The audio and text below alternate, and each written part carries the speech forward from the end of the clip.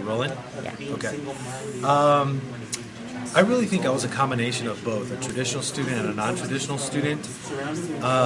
Well, for starters, as a non-traditional student, I did poor academically in high school, where I had to go to summer school after graduation of high school, so I actually complete my credits and so forth.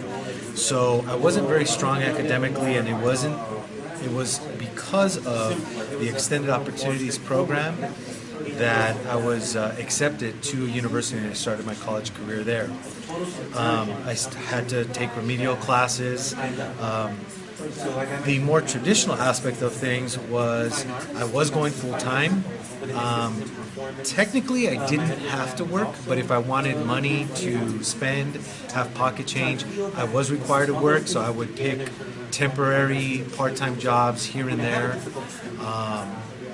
But my job at the time was to be a student, be a full-time student, continue on until you reach your goal, whatever that was at the time, because it wasn't really defined when I got there. But I think as I look back, it was a little bit of both. It was being traditional, being full-time, continuing right after high school, and non-traditional, which, well, I wasn't a great student, but I needed to do what I needed to do to build up those skills and then be successful. That's the end of the first one. Okay, continue on.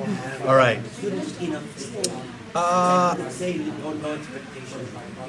Well, I'll tell you, when it comes to advice, one of the things that really helped me out, I think it was my first year, second year of college, it wasn't actually a teacher, it was actually my brother, who, when I would share with him some of my frustrations of maybe not doing well or being overwhelmed, he actually said, listen, this is how you organize your time.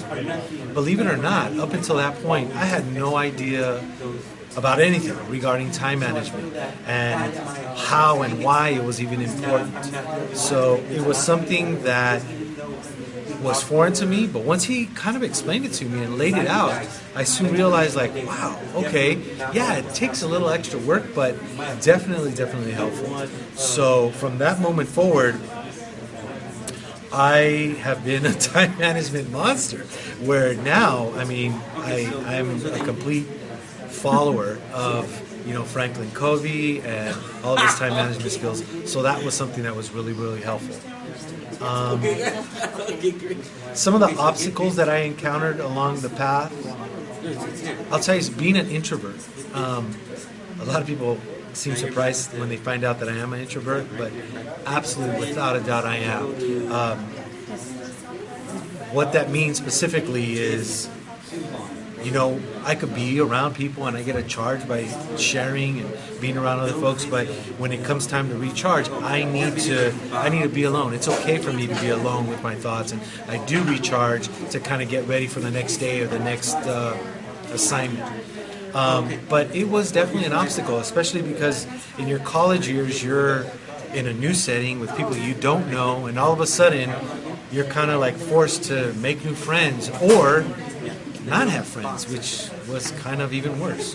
So how did I deal with that? Just having to refine my skills of being an extrovert and just understanding that being an introvert was okay, but you had to, balance the two. So when you're around people, be an extrovert. When you're not around people, cater to your introvert. To what extent does the type of student you were in college influence my expectations? A lot.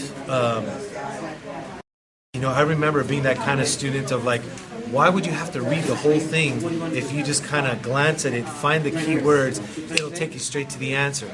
Well, I very much remember that when I was a youngster.